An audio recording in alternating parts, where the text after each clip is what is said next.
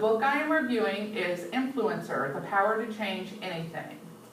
The authors of the book are Carrie Patterson, Joseph Gurney, David Maxfield, Ron McMullen, and Al Switzer.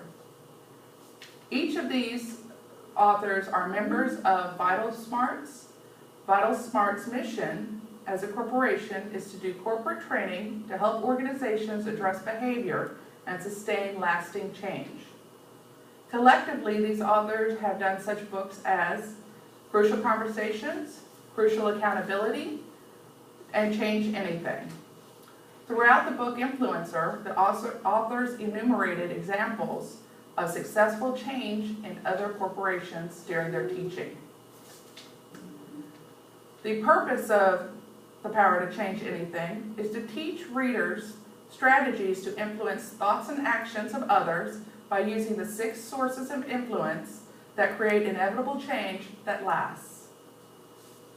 The audience for this book is anyone. Anyone caught in the serenity trap. The serenity trap is accepting things that you cannot change and therefore accepting things as they are. The author gives an array of people that have been successful in utilizing influence to manifest change over several socioeconomic conditions.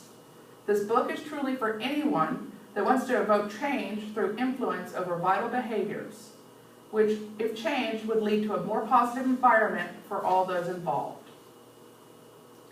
The strength of this book is the extensive examples that the readers get to understand the influence strategies from storytelling.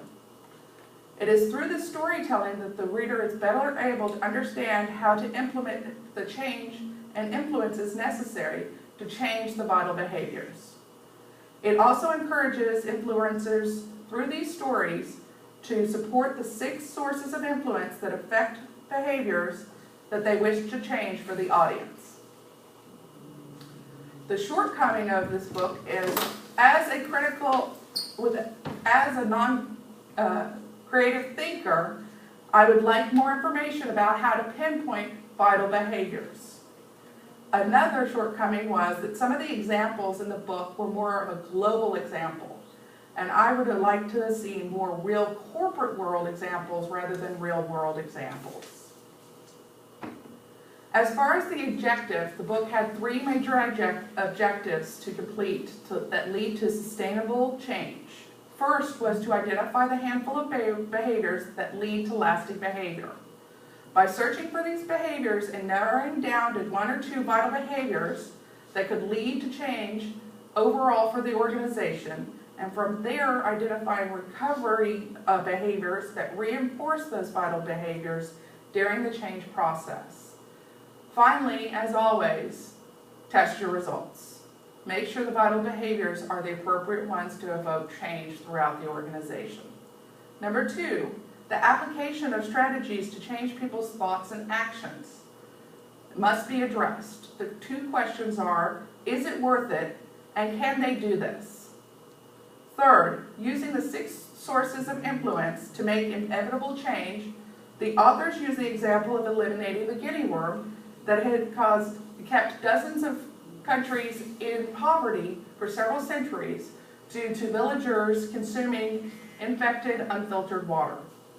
The annihilation of the guinea worm was accomplished in these villages worldwide by garnering the 6 sources of influence and by changing vital behaviors that led to the consumption of this unfiltered water.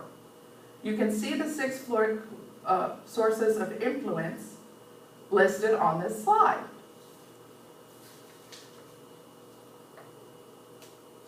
I would like to recommend this book, and I have recommended it to the CEO of our organization. And I'm happy to say that our Leadership Book Club is reading this in the spring of 2014. Also, I would recommend this book to anyone that feels powerless or stagnant where they try to change in their organization. Thank you, and have a good day.